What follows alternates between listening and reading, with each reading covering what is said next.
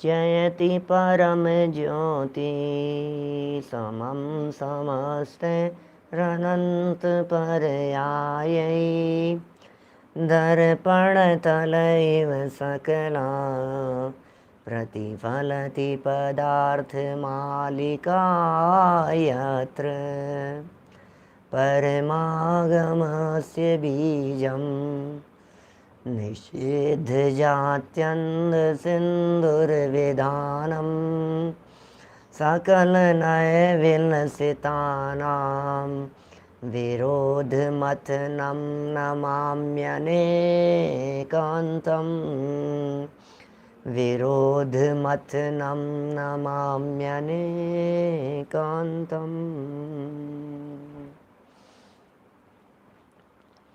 पुरुषार्थ सिद्धि उपाय नामक यह ग्रंथ है। श्रावकों का जीवन बदल जाए ऐसी ये रचना।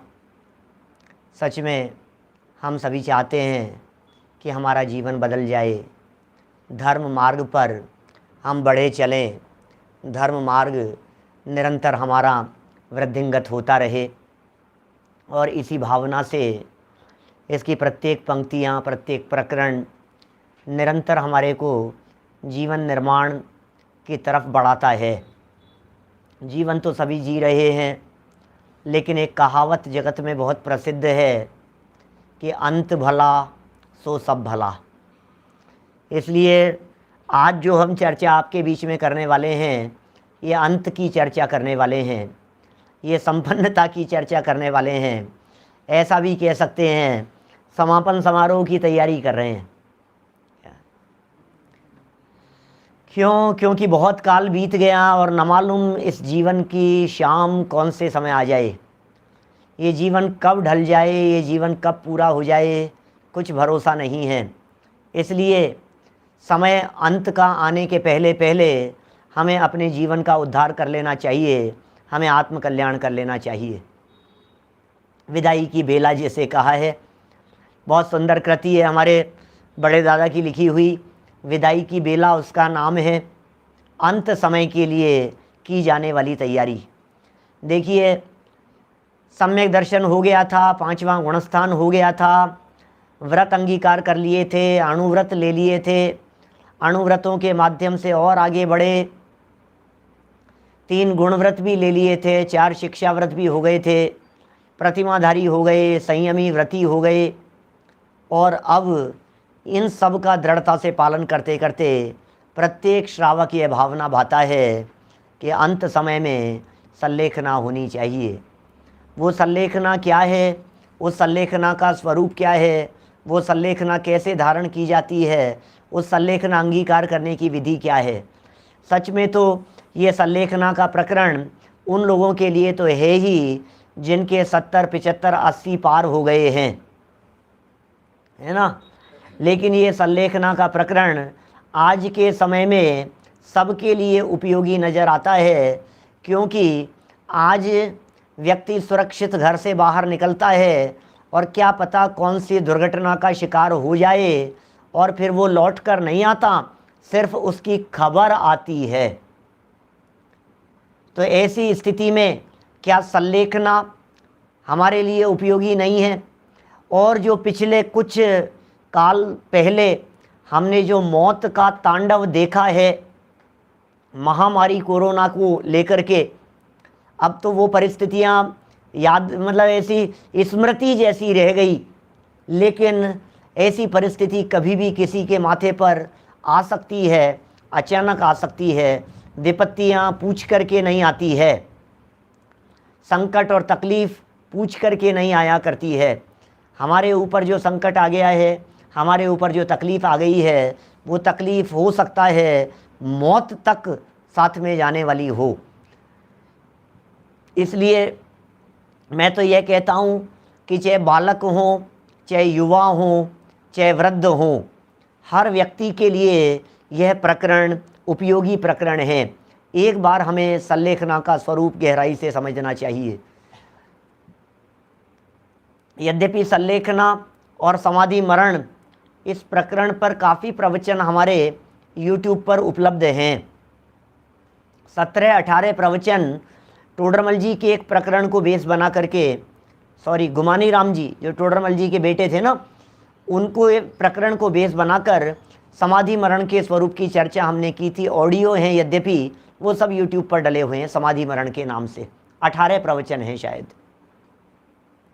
वो भी सब एक पेज के ऊपर 18 प्रवचन किए हैं। सिर्फ एक पेज का प्रकरण था, उसके ऊपर 18 प्रवचन हैं, सब उपयोगी हैं, सुनने योग्य हैं। लेकिन फिर भी ये प्रकरण यहाँ संलेखना का है, हम पुनः चर्चा करेंगे, थोड़े भावपूर्वक चर्चा करेंगे, क्योंकि बस अंत सुधारना है, समय सुधारना है। अरे जिसका अंत सुधर गया, समझ लीजिए उसका सब कुछ सुधर गया, क्या है ना। देखें जरा क्या होती है ये संलेखना। सम्यक चारित्र अधिकार पार्ट 1, श्रावक धर्म के व्याख्यान और संलेखना, है ना। देखिए 194 नंबर पेज है, 194, 194 नंबर पेज। इस प्रकार सम्यक्त्व सहित 5 अणुव्रतों का धारण करके, सम्यक्त्व के साथ में 5 अणुव्रत और 7 शील व्रतों का पालन करके अंत में संलेखना अंगीकार करना चाहिए। क्या प्रत्येक व्यक्ति को अंत में संलेखना अंगीकार करना ही चाहिए। कब अंत में? पहले व्रत तो लो, व्रत शीलेषु, व्रतों और शीलों के बाद में श्रावकाचार ग्रंथों में संलेखना का प्रकरण ऐसे आया है जैसे समझ लीजिए आप, मतलब साथ में जुड़ा ही रहता है, छोड़ा नहीं है किसी भी श्रावकाचार लिखने वाले संत ने, आचार्य ने, विद्वान ने। व्रतों की चर्चा करने के बाद संलेखना को जोड़ा ही जोड़ा है, इसलिए अंत में संलेखना अंगीकार करना चाहिए। संलेखना की भावना भा रहे हैं यहाँ 175 नंबर का यह श्लोक है। इयमेकैक समर्था, इयमेकैव समर्था, धर्मस्वं मे मया समं नेतुं, सततमिति भावनीया पश्चिम संलेखना भक्त्या। क्या अन्वयार्थ? इयम माने यह, इयम क्या यह, एका माने एक, पश्चिम संलेखना एव मरण के अंत में होने वाली संलेखना ही। क्या यह एक मरण के अंत में होने वाली संलेखना ही, में माने मेरे, धर्मस्वम धर्म रूपी धन को, मया समम नेतुम मेरे साथ ले जाने में समर्था समर्थ है। ओह, ये अंत समय में ली गई संलेखना, ये मेरे जीवन भर के किए हुए धर्म कर्म को मेरे साथ में ले जाने में समर्थ है।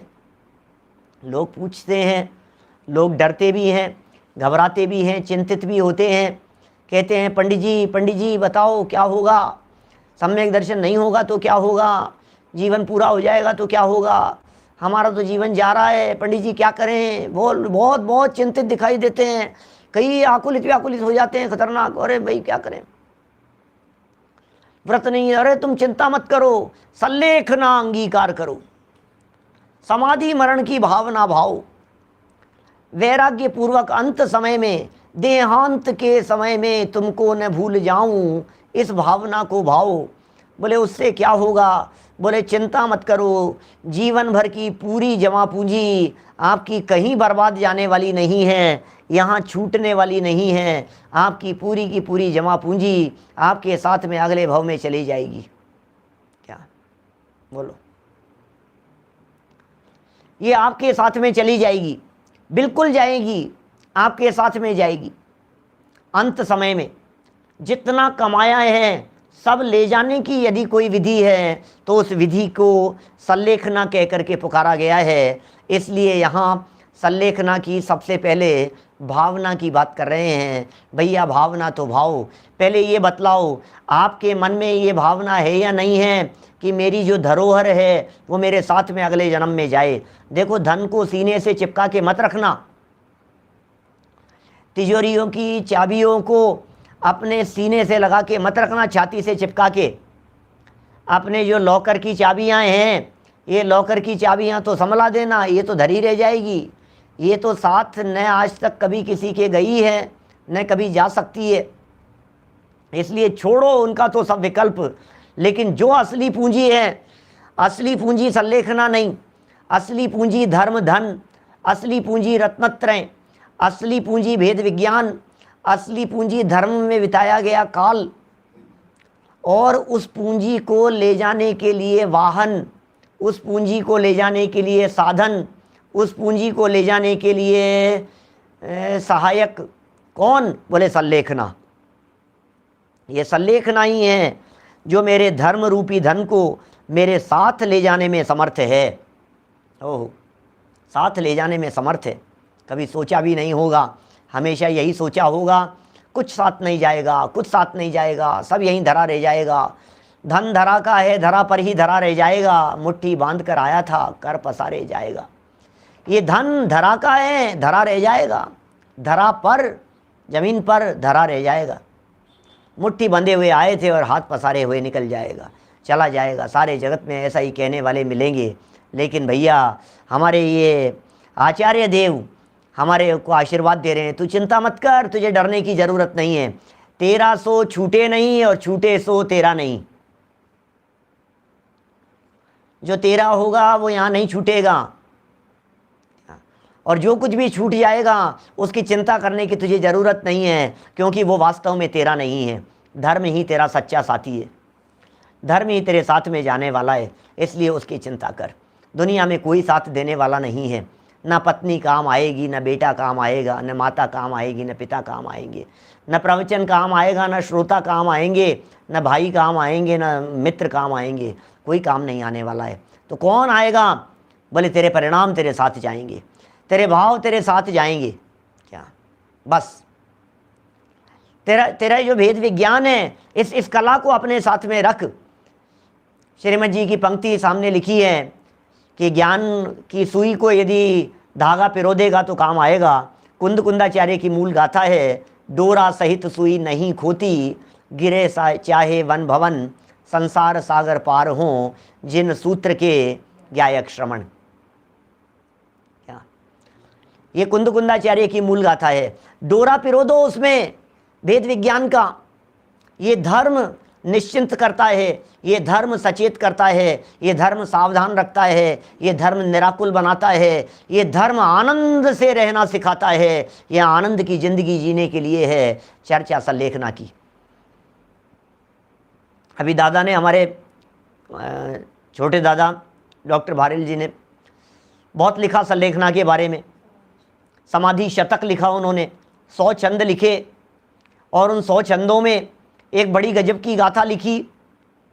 छंद लिखा 100 छंदों में, एक छंद तो इतना गजब का लिखा, अरे भाई मरण तो एक समय का हो, मरण का कैसे हो उद्धार। मरण सुधारना है, मरण सुधारना है, मरण सुधारना है पंडित जी, मरण नहीं बिगड़ जाए, मरण नहीं बिगड़ जाए। अरे मरण कैसे बिगड़ेगा? मरण किसका नाम है ये बताओ। तो आपको जवाब मिलेगा, मरण तो एक समय का नाम है। जब शरीर से आत्मा निकल करके चला गया झटके से, इसका नाम है मरण। तो मरण क्या चीज है? बोले मरण तो एक समय की चीज है, एक समय हो गया मरण, तो मरण सुधारो। अब वो समय तो पकड़ में भी नहीं आएगा, उसको कैसे सुधारोगे ये बतलाइए। एक समय की पर्याय है ना, और हमें सुधारना है मरण, तो मरण कैसे सुधारें? बोलो आप, किस प्रकार सुधारा जाए? मरण सुधारने के लिए क्या किया जाए? असंख्यात समय बाद में तो कोई बात हमारे पकड़ में आती है, असंख्यात समयों बाद में, इसलिए हमारे तो मरण पकड़ में भी नहीं आता है। अब जब मरण पकड़ में ही नहीं आता है तो कहो मरण सुधारो, मरण सुधारो, तो कैसे सुधरेगा? कि नहीं नहीं साहब, मरण के पहले का जो समय है ना उसको सुधार लो। तो मरण के पहले का जो समय है, जब तक मरा नहीं है तब तक तो वो जीवन है, उसको क्या कहोगे आप? क्या आप संलेखना की विधि के बारे में चिंता नहीं करें और विकल्प नहीं करें। संलेखना का प्रकरण मैंने आज शुरू किया है और 5 दिन चलेगा, है ना। तो अभी तो भावना तो बने संलेखना की, फिर विधि भी बताएंगे आपको। आप क्यों विकल्प कर रहे हैं? पहले संलेखना की भावना बन रही है। अभी तो हम इस भावना की चर्चा कर रहे हैं कि संलेखना लेनी चाहिए। पहले इसका निर्णय कर लो, संलेखना लेने योग्य है। सबसे पहले इसका भरोसा अंदर में होना चाहिए, हमें संलेखना लेनी है। संलेखना पूर्वक हमारा मरण होगा, समाधि पूर्वक हमारा मरण होगा। तो क्या करें उस समाधि पूर्वक मरण के लिए? बोलो। तो बोले समाधि पूर्वक मरण के लिए मरण सुधारने की चिंता मत करो, जीवन सुधारने का विकल्प करो। जीवन सुधारो, जीवन कि किस कैसे जीवन सुधारे? अरे भाई, क्योंकि मौत जब आ जाएगी तब तो सुधरने का मौका ही नहीं देगी। मौत जब आ जाएगी तब तो संभलने का मौका ही नहीं मिलेगा। अचानक आ गई तो क्या होगा बोलो? हम यहाँ से बाहर निकले, रोड क्रॉस कर रहे थे और एकदम तेज स्पीड से आती हुई गाड़ी ने हमारे को झटके से उड़ा दिया। अब बताओ क्या मौत सुधारे हम? वो हो गई मौत, अब कहाँ सुधारोगे आप? निपट गई अब तो संध्या, पूरा हो गया काम, ठीक है ना। अब तो कुछ नहीं हो सकता है, अब तो निपट गया जो निपटना था, दुर्घटना हो गई। कोई एक थोड़ा सा दर्द कर रहा था, पैर दर्द कर रहा था, पेट में दर्द हो रहा था, सीने में दर्द हो रहा था, यहाँ थोड़ा सा दर्द कर रहा था कंधा, डॉक्टर को जाकर के दिखाया, उसने कुछ टेस्ट जांच की और बता दिया कि भाई साहब ये तो कैंसर है और लास्ट स्टेज पर है। डायरेक्ट नहीं कहेगा, 2-4 दिन घुमा फिरा करके कहेगा, परिवार वालों को बुला करके कहेगा और कहेगा इनके पास तो मुश्किल से 2 से 4 दिन है। क्या बोलो? 2-4 दिन बचे हैं इनकी तो जिंदगी के, 10 दिन बचे हैं। अरे 3 दिन भी निकाल ले तो बड़ी मुश्किल से, समझना ऐसी स्थिति। अब क्या करो बोलो? अब क्या सुधारना है? अचानक ठोकर लग करके गिरा और जीवन पूरा हो गया, अब क्या सुधारें? तो भैया सुधार तो उसके पहले पहले करना है। सुधार की तैयारी तो हमें आज से करनी है। सुधार तो वहाँ करना है हमारे को जहाँ गुंजाइश हो। प्रेरणा दे रहे हैं, यहाँ संलेखना की प्रेरणा दे रहे हैं और महिमा गा रहे हैं इस संलेखना की। क्या महिमा गा रहे हैं?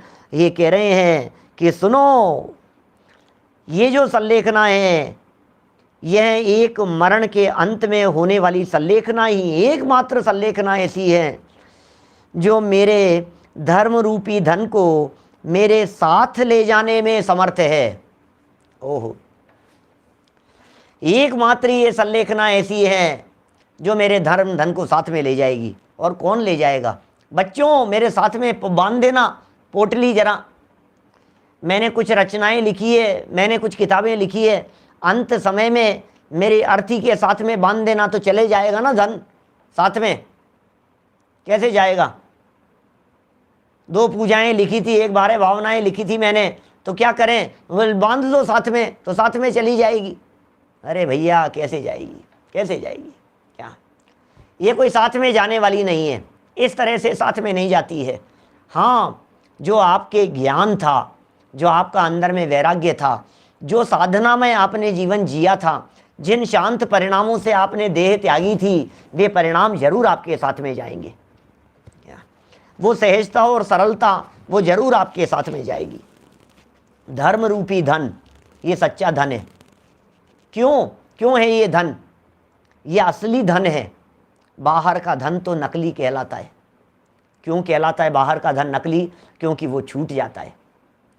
बाहर का धन साथ जाने वाला नहीं है। बाहर का धन, उसकी क्या बात करें हम? उस धन की क्या बात करें जो हमारे जीते जी हमें छोड़ करके चला जाए? कब तक रहेगा, कब तक टिकेगा? बतलाइए। ये जो धन है बाहर का, दान भोग और नाश ये है। अपने आप ही चला जाता है। कहते हैं पाप का उदय आता है तो तिजोरी तोड़ कर चला जाता है, और पुण्य का उदय आता है तो छप्पर फाड़ कर आ जाता है। क्या पुण्य के उदय में पता नहीं कहाँ से आ जाएगा, जमीन खोद करके आ जाएगा, जमीन खोदोंगे और धन निकल जाएगा पुण्य का उदय होगा तो, और पाप का उदय होगा तो जोड़ जोड़ करके कितना भी इकट्ठा करने का प्रयत्न करो सब निकल जाएगा। क्या अभी तो जब ये आगे चलकर संलेखना का अर्थ बतलाएंगे, संलेखना की परिभाषा बतलाएंगे, संलेखना का स्वरूप बतलाएंगे, तब तो बात ही कुछ और होगी। अभी तो सिर्फ भावना बता रहे हैं। भैया हम पहले ये कह रहे हैं तुम्हारा सच्चा साथी ये बेटर हाफ नहीं है। क्या तुम्हारा सच्चा साथी ये तुम्हारा लंगोटिया मित्र है, बचपन का दोस्त, सगा दोस्त, दिन रात उठने बैठने वाला, ये तुम्हारा सच्चा साथी नहीं है। ये कह रहे हैं मित्र अरी हो जाए जगत में अशुभ उदय के आने में। अरे पाप कर्म के उदय में भी धर्म ही मित्र है, और पुण्य के उदय में भी सच में धर्म ही काम आने वाला है। पाप कर्म का उदय आता है, सब साथ छोड़ करके चले जाते हैं। पाप कर्म का उदय आता है, अपने भी पराये हो जाते हैं। बोलो, अपने ही पराये नजर आने लगते हैं जब पाप कर्म का उदय आता है। तो उदय तो अपना बदल गया है ना, व्यक्ति तो वही है, मित्र तो वही है, वस्तु तो वही है। कहाँ बदलाव हुआ है? बदलाव तो यहाँ हुआ है अपने उदय में।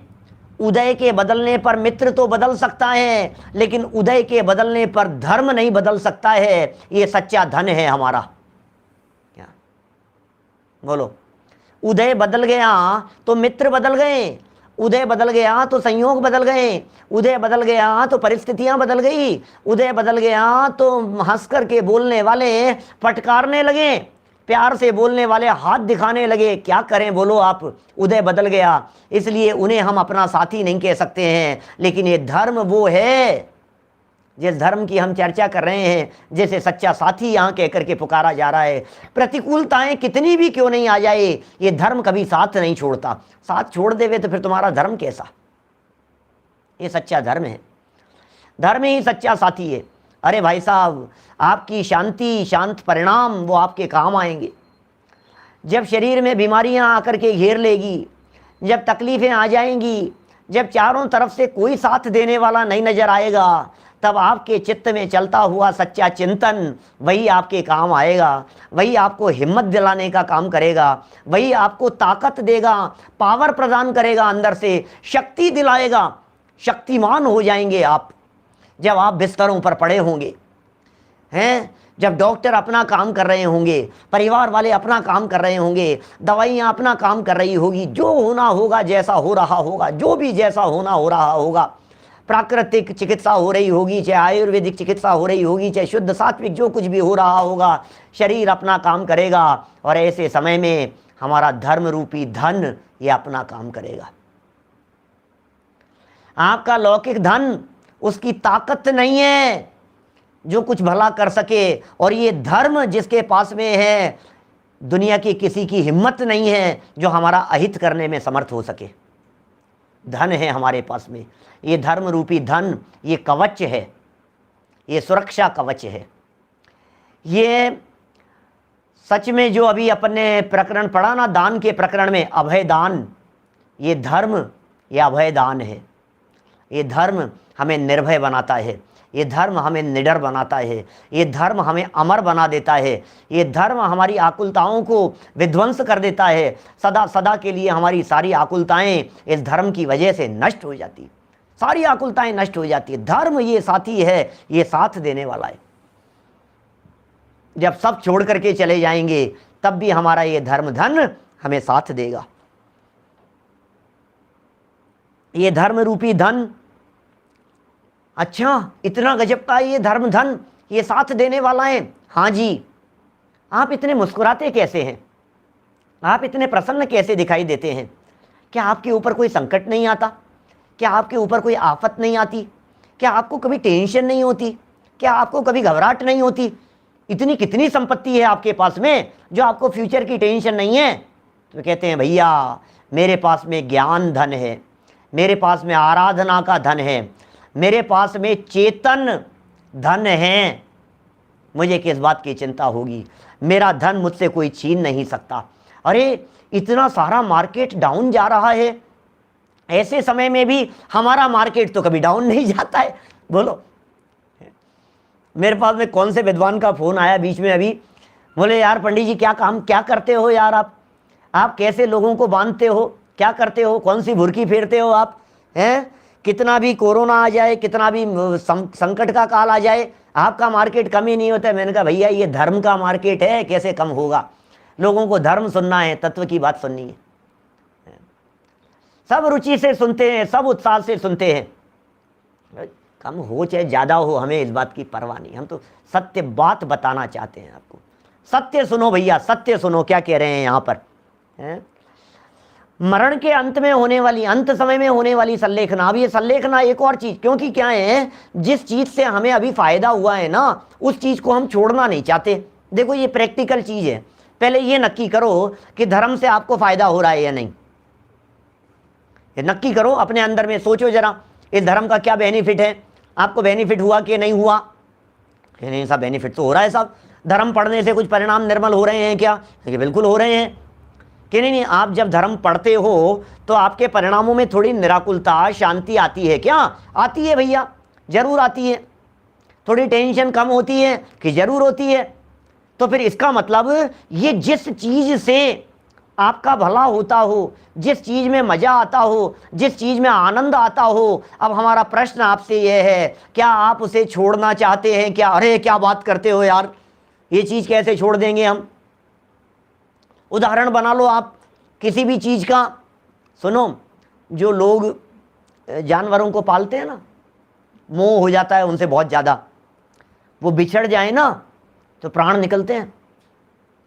कुत्ता पाल रखा था, मर गया, प्राण निकलते हैं। अरे जैसे कोई अपना चला गया, अरे हर समय काम आता था, जाते आते घूमते फिरते हर समय, सुबह मॉर्निंग में लेकर के जाते थे, फिर चौकीदारी करता था, फिर सहयोग करता था, हर काम दौड़ दौड़ करके। देखो भाई, अपने यहाँ जैन परंपरा में इन पशुओं को पालना ये अपनी जैन पद्धति के अंतर्गत व्यावहारिक नहीं कहा गया है ना, इसलिए उसको जिस अर्थ में कहा गया है उसी अर्थ में समझना। उदाहरण एक देश लागू होता है, बात समझाने के लिए मैं आपको कह रहा हूँ, जिस चीज़ से लगाव हो, जो चीज़ आपके बहुत काम आती हो, अरे मैं कुछ भी समझ लो, उदाहरण आप, जो गाड़ी आपके बहुत काम आती हो, दिन रात काम आती हो, खूब सहयोग किया हो, खूब काम निभाया हो। अरे किचन में आपके मिक्सी बहुत काम आती हो, बहुत काम आती थी, बहुत काम आती थी, और वो आपको ऐसा लगता था कि ये है तो मैं फटाफट सारे काम कर लेती हूँ, और वो चली जाए कोई भी, तो आपको एकदम कैसे लगता है? जैसे सूनापन लगता है, आप उसे छोड़ना नहीं चाहते हो। ये जाएंगे तो उसको साथ में लेकर के जाएंगे। अभी अभी जैसे मैं आपको बतलाऊं, आपके लिए सबसे प्रिय क्या है? मोबाइल। क्या वॉशरूम में जाता है तो भी साथ में लेकर के जाता है, ट्रेन में सफ़र करे चाहे फ्लाइट में सफ़र करे, ऑफिस जा रहा हो चाहे किचन में भोजन कर रहा हो, घर में बैठा हुआ भोजन कर रहा हो, दुनिया में कहीं भी जा रहा हो, सबसे ज़्यादा प्रिय आपको क्या लगता है? अपना मोबाइल। मोबाइल ये नहीं छूट जाए, कहीं 2 मिनट के लिए भी छूट जाता है, कहाँ चला गया, कहाँ चला गया, कहाँ है, ऐसा हम आपसे पूछते हैं। बोलो, आप अपनी इतनी प्रिय चीज़ को जो इतनी काम आती है, आप उसे छोड़ना चाहते हैं क्या? कि नहीं छोड़ना चाहते। आपका बस चले तो अगले जन्म में भी मोबाइल को साथ में लेकर के जाओ,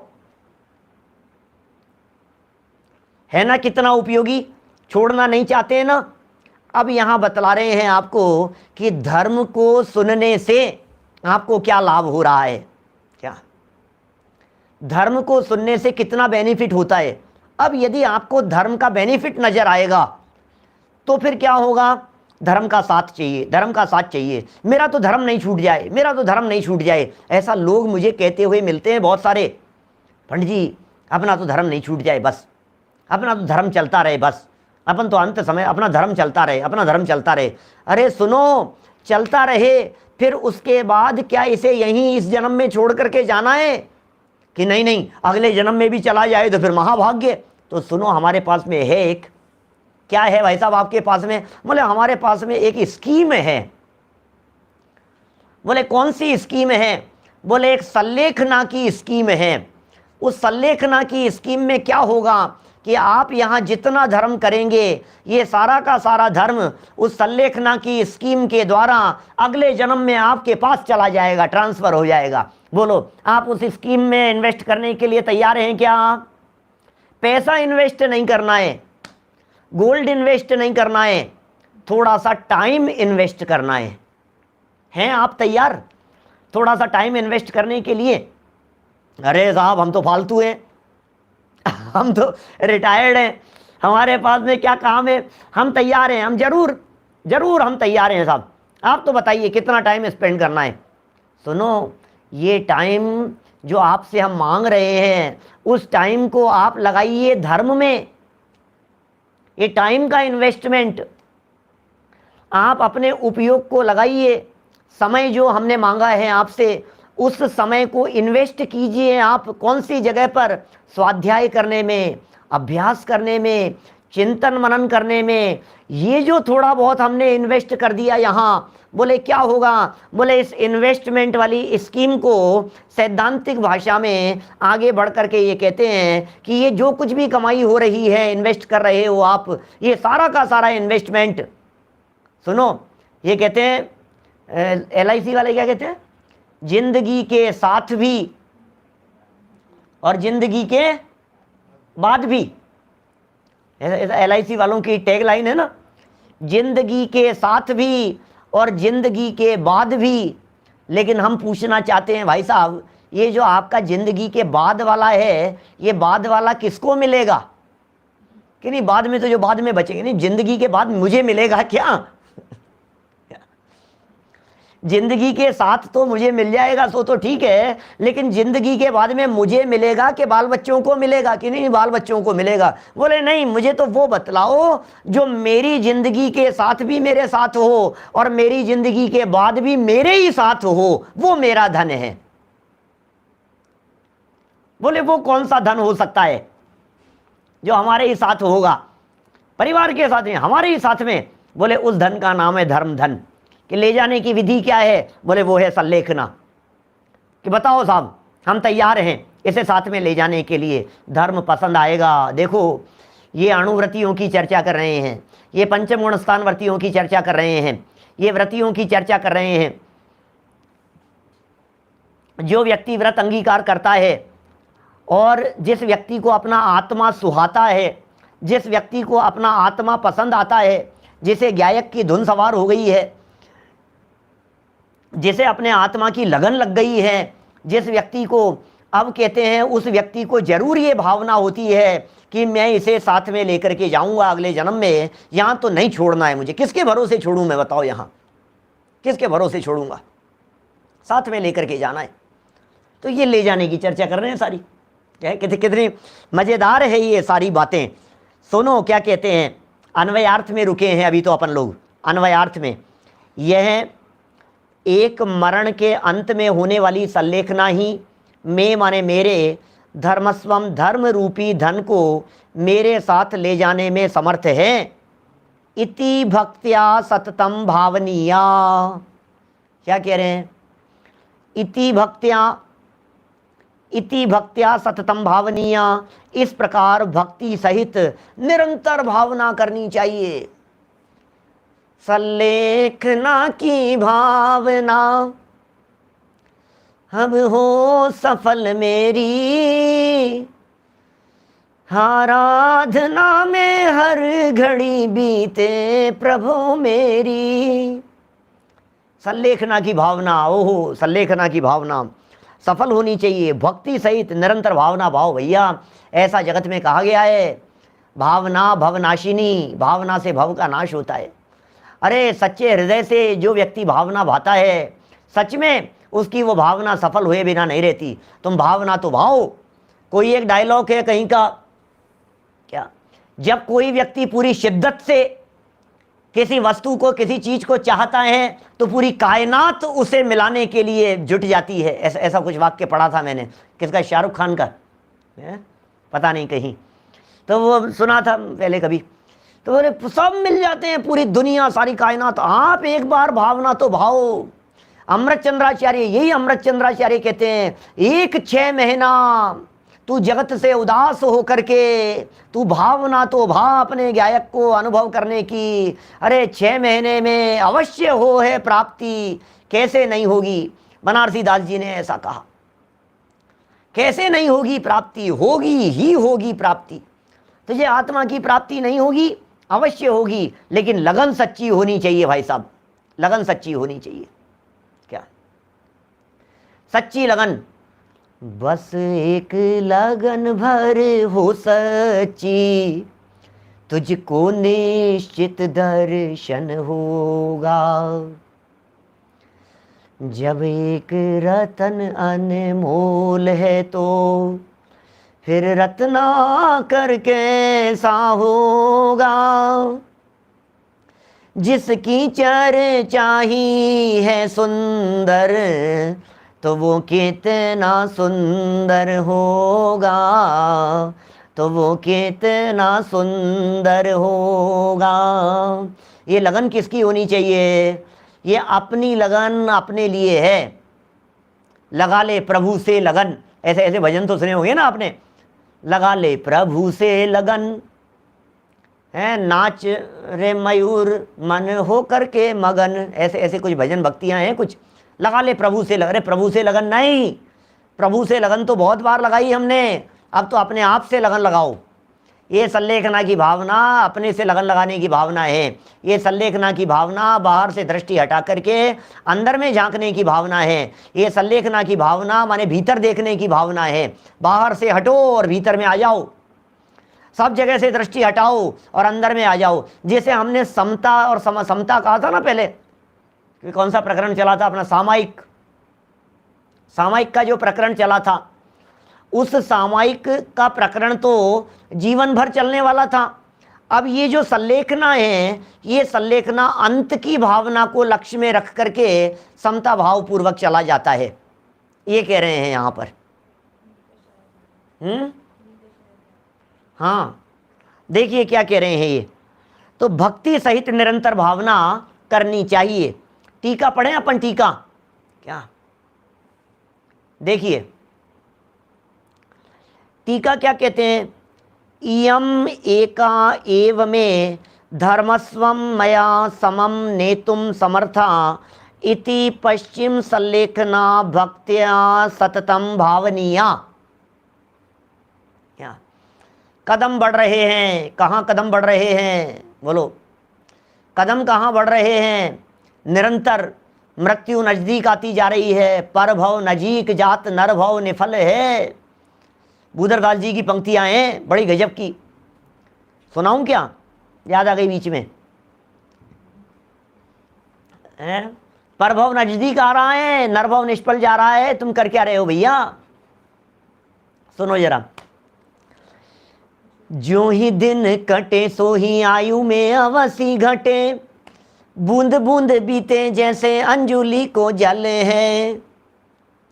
देह नित क्षीण होत नैन तेजहीन होत, यौवन मलिन होत क्षीण होत बल है।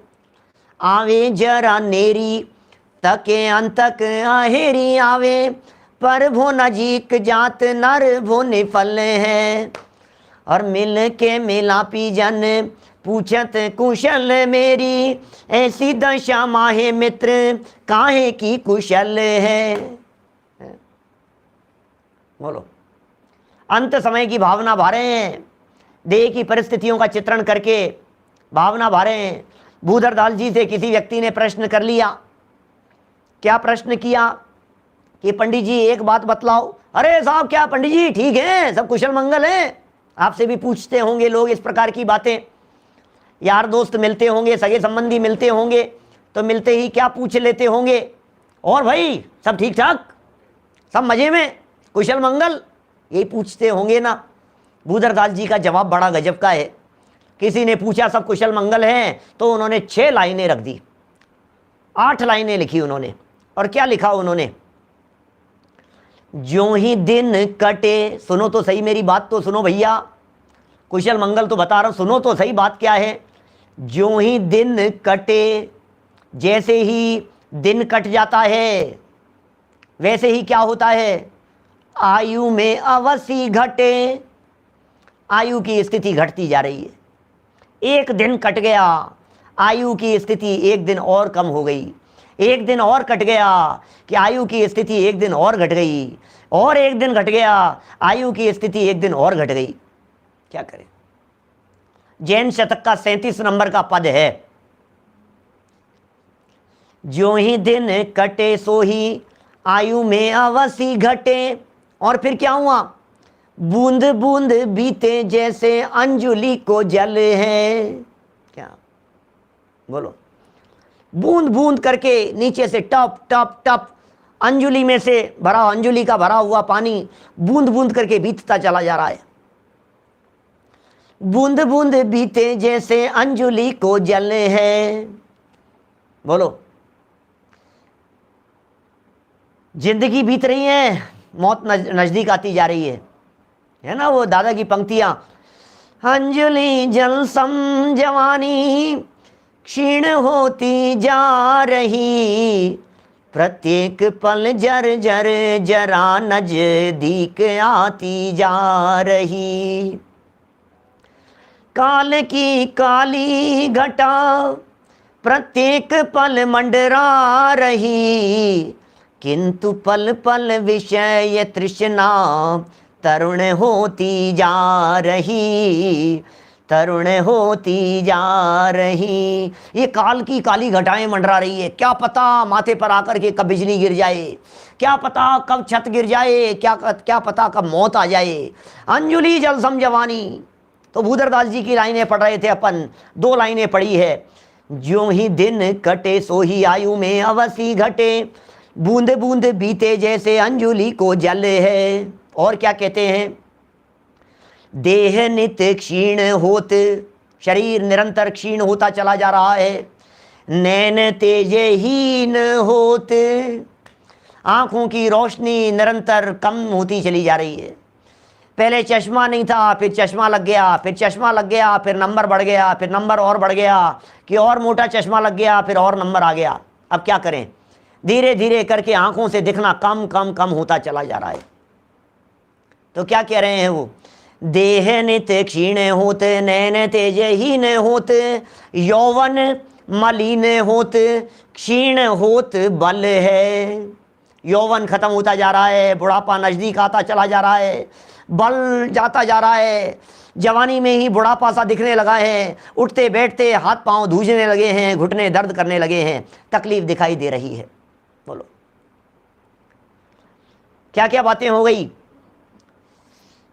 ज्यों ही दिन कटे सो ही आयु में अवश्य घटे, बूंदे बूंदे बीते जैसे अंजुलि को जल है। और देह नित्य क्षीण होते, नैन तेजहीन होते, यौवन मलिन होते, क्षीण होते बल है। और क्या बतलाऊं आपको? आवे जरा नेरी, नेरी मतलब नजदीक, जरा मतलब बुढ़ापा, आवे जरा नेरी, बुढ़ापा नजदीक आ रहा है day by day. Pramod ji भाई साहब बोलो, डे बाई डे नजदीक आता चला जा रहा है, वृद्धावस्था नजदीक आती चली जा रही है। क्या कह रहे हैं? आवे जरा नेरी, और क्या? ताके, ताक मार रहा है। कौन? अंतक अहेरी, अंतक माने मृत्यु और अहेरी मतलब शिकारी। अंतक अहेरी, मृत्यु रूपी शिकारी मानो ताक मार करके देख रहा है, झपट्टा मारने के लिए तैयार बैठा हुआ है। न मालूम कौन सा पल, कौन सा क्षण एकदम ऐसा आ जाएगा और झटके से काल रूपी लुटेरा लूट करके ले जाएगा।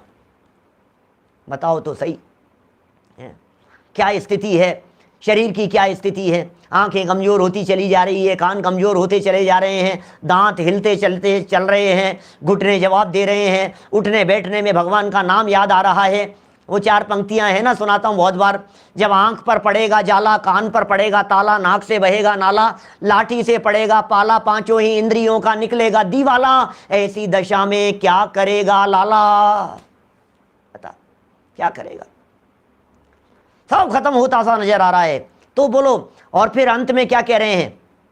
अंतक अहेरी, तके अंतक अहेरी, और आवे परभो नजीक, परभव नजदीक आ रहा है, और जात नर भव निफल है, और मनुष्य भव निष्फल होता चला जा रहा है। ऐसा लग रहा है मनुष्य जन्म खत्म, अरे छूट नहीं जाए, छूट नहीं जाए, मनुष्य जन्म खत्म होता चला जा रहा है। इसलिए आप क्या करें? मिल के मेलापी जन पूछत कुशल मेरी, सब लोग मिलकर के मेरे से पूछते हैं, पंडित जी ठीक ठाक तो हो, पंडित जी तबीयत ठीक है, फोन आते ही पहले और तबीयत ठीक है, कोई तकलीफ तो नहीं है, घर में कोई संकट तो नहीं है, किसी तरह की कोई बीमारी तकलीफ तो नहीं। अरे भाई क्या बतलाएं आपको, तकलीफें एक के बाद एक लगी हुई है। मिल के मिलापी जन पूछत कुशल मेरी, और ऐसी दशा माहे मित्र काहे की कुशल है, काहे की कुशल है, काहे की कुशल बतलाएं, काहे की कुशल क्षेम बतलाएं आपको, क्या भला कहें आपको।